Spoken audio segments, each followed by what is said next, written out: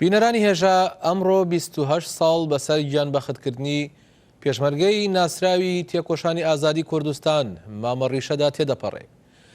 مامەڕیشە وەک کەسایەتیەیشی خەباتژێر و پارتیزان بە چالاکیە بوێرەکانی زەبری گەورەی لە هێزەکانی ڕژێمی بەحث دەوەشاند.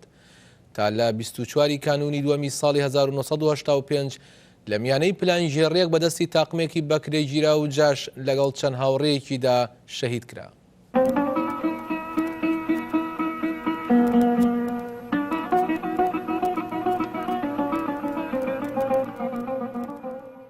لە تێکۆشانی ئازادیخوازی گەلی کوردستاندا گەلێک کەسایەتی خەباتکار بە تێکۆشان و قارەمانێتی خۆیان بوونەتە سمبوڵی نەتەوەیی و ئەفسانەیی گەلەکەیان و دەبنە بەهایەکی معنەوی ئەو گەلەی کە لە پێناویدا ژیانی خۆی بەخت دەکات.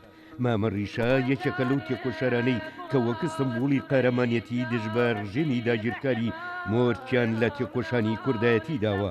نەجمەدین شکوڕەوف ناسراو بە مامەڕیشە لە ساڵی 1955 لە گوندی تاڵەبانی سەربە شارۆچکەی چەمچەماڵ لە خێزانێکی هەژار و جوتیار لەدایک بووە. هەر لە تاقی گەنجیەوە دەرچی بەستەم و زۆرداری دەسەڵاتداران دژ بە گەلەکەی و گەلانی دیکە دەکات. مامەڕیشە وەک خەباتژێڕێکی خاوەن بڕوا و هۆشیار دەرک بە ستەملێکراوی گەلی فەلەستین دەکات و لە ساڵی 1970دا پەیوەندی بە شۆڕشی فەلەستینەوە دەکات و ماوەیەک لەگەڵیاندا وەک فیداییەک تێدەکۆشێ. دوای ئەوەی کە دەگەڕێتەوە کوردستان ستەم و زۆرداری ڕژێمی بەعز بەڕوونی دەبینێت.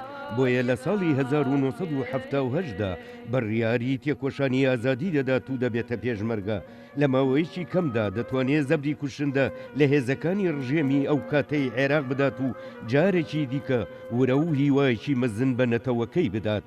بەڕادەیەک هێزەکانی ڕژێمی چاوترسێن کردبوو کە ناوی پیاوە پۆڵاینەکەی پێبەخشرا بوو. مامەڕیشە لە ساڵانی تێکۆشانی پارتیزانیدا بەردەوام گیانی وڵات پارێزی و شۆڕژێڕی لە ناو هاوڕێکانیدا دەخوڵقێنێت و هەر چالاکیێکی پارتیزانی دەبووە سەرچاوی ورە و باوەڕی و هیوا بۆ گەلەکەی و مایەی ترس و شپرزەیی و بێورەیی بۆ هێزەکانی ڕژێم.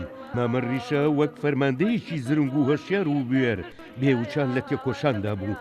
تا لە 24 ژانیوەری ساڵی 1985دا لەگەڵ هەری یەک لە دوو پێشمەرگەی دیکەی قارەمان سەردار و موحسین بە پلانجێڕێکی جاش و بەکرێگیراوان لە بۆسەیەکدا تێرۆر دەکرێن و گیانیان بەخت کرد.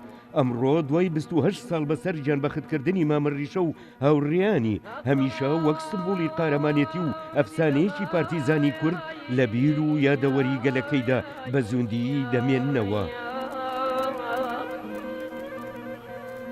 مامەڕیشە ئەی پڵنگی بەگڕی گەرمیانم بەجێ تازەی توشبەیە بڕۆی کوردستانم لە ماڵانی گون بە گوندی ئەو قساوە تۆ قوتیلکەی بەرەیوانی داژی درێنەوە تاوی سەربە